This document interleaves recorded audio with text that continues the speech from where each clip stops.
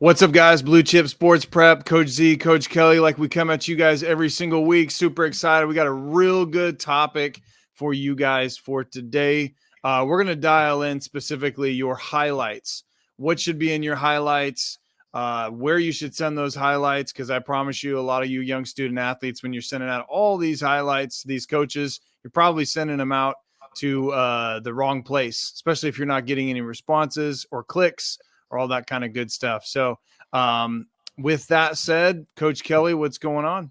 How we doing? I'm good. Down here in Dallas trying to beat the heat, man. It's almost 100 degrees outside. So been 100 for about the last 2 weeks or so. So like I said, just trying to stay inside, stay cool, stay hydrated. So yeah, but I'm enjoying it. So for you young student athletes, let's dial this in. So let's go right into it right away. So your highlights, a lot of times people don't understand what the idea of the highlights are. It's your physical resume. So when you're going through this whole recruiting process, you want to make sure that it's short, sweet, to the point, and really getting eyeballs and getting attention from these coaches just from what you've got on the field. So you have to be, you have to have some good film out there so coaches can get excited about what you have to offer potentially for their program, right? I would say the number one thing that really comes to my mind when it comes to highlights is where kids send the highlights. Because, well, first of all, everywhere you go with your highlights, whether it's putting it in an email or DMing coaches, you have to have good highlights. But I would just say is when you're sending out highlights, you need to make sure you're sending it to the right coaches, right? So we can send it to we can send it to the head coaches. You can send it to the coordinators. You can send it to individual coaches as much as you want. But most chances, especially at the highest of levels, if you think you're a Division I player, which we'll go over that some other time down the road, you need to make sure and get away from that. You want to send it to those graduate assistants, those lower level coaches, those coaches that actually will look at it. They will open that inbox and they will spend time going through it. But it doesn't matter which coach you actually send it to. They're only going to be watching a certain amount of that highlight film. So you have to dial it in as best as you can. You want to be as diverse as possible too. I always use a running back as I was a running back, for example. Make sure that you hit every single core piece that a running back is, because most programs nowadays, they have running backs do darn near everything. If it's back in the day, running backs are only doing one or two things. So it doesn't matter what position you are, O-line, D-line, even basketball players, making sure, you have good defense, hustle down the court, do all those different technical things. But for example, I would say, you got to show running back catching the ball out of the backfield. You got to be able to show how you can pass protect, and then also, of course, run the ball. A lot of kids put way too much fluff on those highlights, and coaches are not going to get past that second or third clip. If a coach is really kind of getting some interest in you while they're watching the film, maybe 30 seconds they'll spend time on there. Another thing about highlights is making sure, obviously, like we were just saying, sending to the right coaches, the graduate assistants, player personnel, and anybody in the recruiting in the recruiting office. But also another thing is making sure that when you're sending out emails, you also have your highlights dialed in on there. Now, one thing I didn't want to go too much into with emails is just be cautious when you're sending emails, because if you send out way too many graphics or you send out too many videos or anything like that, it'll go straight to spam. So you gotta really just be careful on how much you actually put that's going to be more graphics based, or it's going to be away from the actual text in those emails. So that's a real key. That's a real key point that a lot of kids miss the boat on. I would also say with highlights, making sure you're updating your highlights consistently. So we're in August right now. We're filming this August 21st, 24. So football season's just getting going. We're getting into the season here. Depending on where you are, you've already started playing some games. Your first 3 games are huge, especially if you're just getting started with this whole recruiting process. So make sure your first three games are dialed in. You make sure and lock that in as best as possible. Consistently change it. And then also make sure you're posting it on your social media, meaning you're pinning it on your timeline, and also underneath your profile, you should be able to knock that out as best as possible. And last thing with that, I would just say the reason you do that, you pin that on there, is because coach doesn't have to go through all the different clicks to go to the www.huddle, whatever it is. So when you're going through that timeline, a coach can actually go down the timeline and it just starts right away. You just don't want to spend too much time, waste too much time of a coach's time. So I'll say that a bunch of times. Going through all the mess, right? You want to make it as easy as possible. So, Coach Carey, I'll pass it off to you. Yeah, absolutely. And those are some really good points you brought up. And I would say a couple things. Number one, know what the purpose of a highlight film is, right? Your highlight film is essentially either an appetizer or kind of like a sneak preview of yourself. You know what I mean? So look at it like a meal. You get your appetizer, your appetizer is building you up to what the main meal is, because your goal of your highlight tape is for the coach to want to be able to see more of you, to be able to then request to see a full game film. Because any coach that likes your highlights, they're going to then ask for a full game film. So you want your highlights to, again, be short and sweet. And, like you mentioned, Coach, at the beginning of your highlight film, you need to be able to have your most explosive plays at the beginning, because those are called your attention grabbers. So you mentioned, running back. If you're a running back, okay, show that 70-yard run where you broke 7 tackles. That should be your first play. You know what I mean? If you're a wide receiver, that 80-yard bomb you caught, over the back shoulder where you just dusted a couple guys for a touchdown, make that be your first play. If you're a basketball player, that time where you drove to the basket and dunked on 3 people, that should be your first play. If you're whatever sport it is, your most explosive plays should be at the beginning. All right, because those are your attention grabbers, and that's going to keep those coaches watching your film. All right, and again, no more than 2-3 minutes at the most on those films. And remember, you only have 2 to 3 minutes. So you don't want to have any fluff in there. You don't want to have like a lot of garbage, like I said, celebrations, or you high-fiving with teammates, or, stuff after the plays or before the plays. You only want to have action in between the lines under the whistle, all right, on your highlight film. And also on these highlight films, just make sure you send them, like Coach said, send them to the right people. All right, because a lot of times people just say, hey, I'm just sending it to the head coach and that's it. That's not a good idea. All right, head coaches 9 times out of 10 are not going to watch your highlight films. All right. It's going to be seen by assistant coaches and other people like that.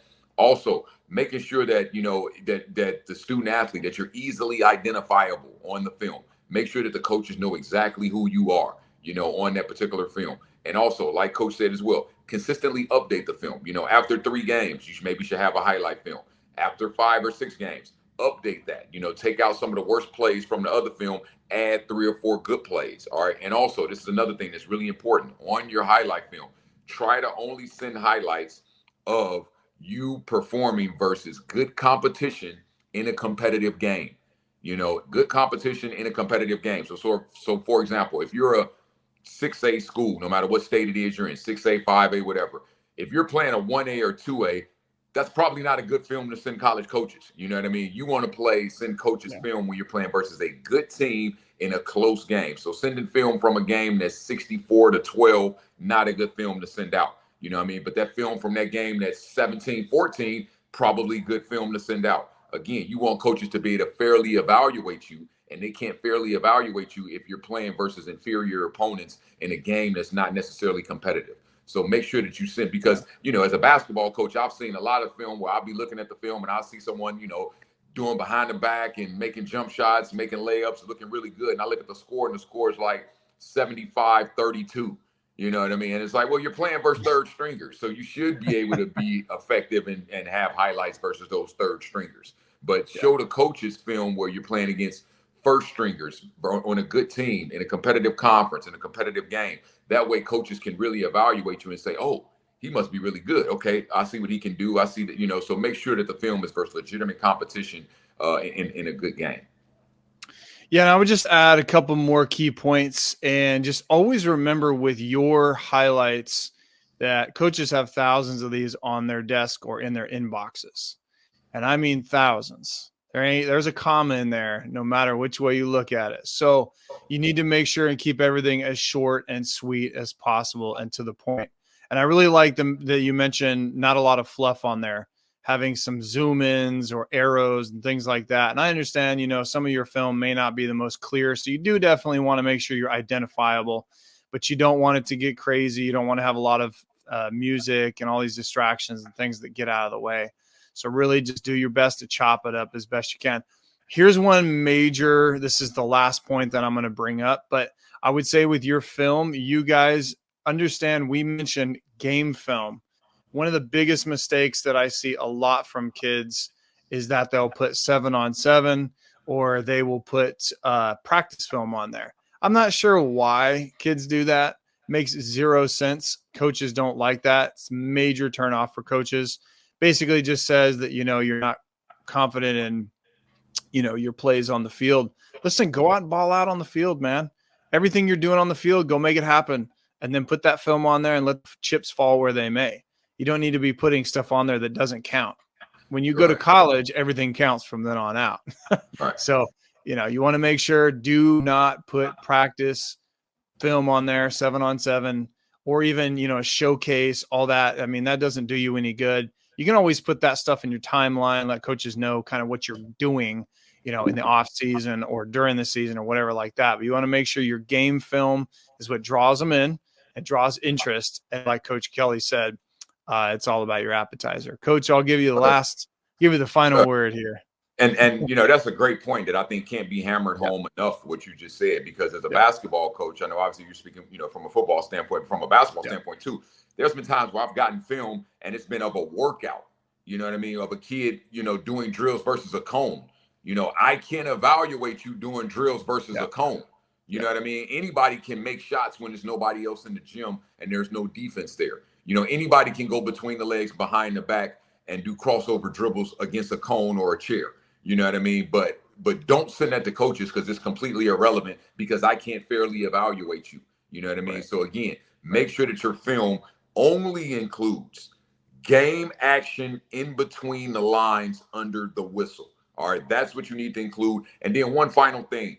On your film, make sure that you identify yourself at the very beginning of the film. So you probably need to have some type of a label at the beginning. Hey, my name is Todd Kelly. I'm a 6'3", 185 pounds from, St. Martin de Porres High School, class of, whatever year you graduate. Make sure that that's at the beginning of the film. So right away, the coach knows who he's looking at, what your size is, what school you're going to, what year you graduate, what position you're playing, what number you are. So make sure that that's very, very clear at the beginning of the film, so coaches know exactly what they're looking at.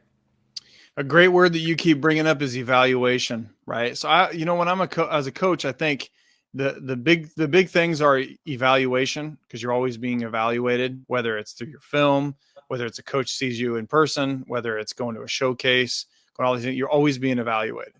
It's super important. And then as you go through the process, then it ends up becoming whether or not you're the right fit. Just remember that you're always being evaluated, and you need to always evaluate yourself and try to constantly get better 1% every single day, one play at a time in practice, one play at a time in the games as well. So, and one last thing, Coach, I want to bring up, and this is just, I know, because we got people from all different sports that watch our that watch this episode and whatnot. I just want to say, as far as film is concerned, a couple sports, film is not really important. I just want to let people know that, because I was asked this question one time at a presentation. I just want to make sure I emphasize, in sports like track, swimming, golf, film is not really important at all.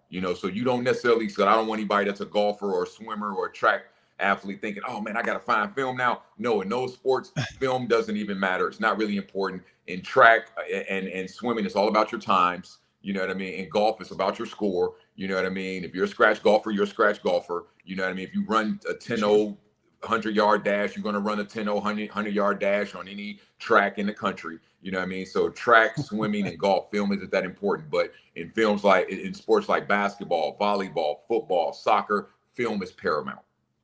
Yep. All right. So listen, hey, we're going to get out of here. But listen, from me and Coach Kelly, we're all about giving you guys as much as we possibly can when it comes to dialing in the secrets of every aspect of this recruiting process. And so like we were trying to go over today with the highlights, I promise you focus on it, you dial it in, you slowly get better 1% every single day with your highlights, and you're going to have a leg up on the competition 100%. So listen, for Coach Kelly, Coach me, actually, by the way, go check out Coach Todd Kelly, TX. Yeah. Yep. Kelly College Consulting TX. You got me. Yep. Yep. And go check us out. Listen, walkonwarrior.com. Got a lot of good stuff on there. Got a free strategy session. You guys want to come on there and meet with me in person. About 30 minutes. We'll break down your recruiting, the direction you want to go, and if you want to work further with me. So listen, go and check it out. walkonwarrior.com. Make sure, like, share, subscribe here at the Walk On Warrior here at YouTube. And listen, like I always end this thing off, It's not about me or Coach Kelly. It's about you guys. We'll see you guys in the next episode.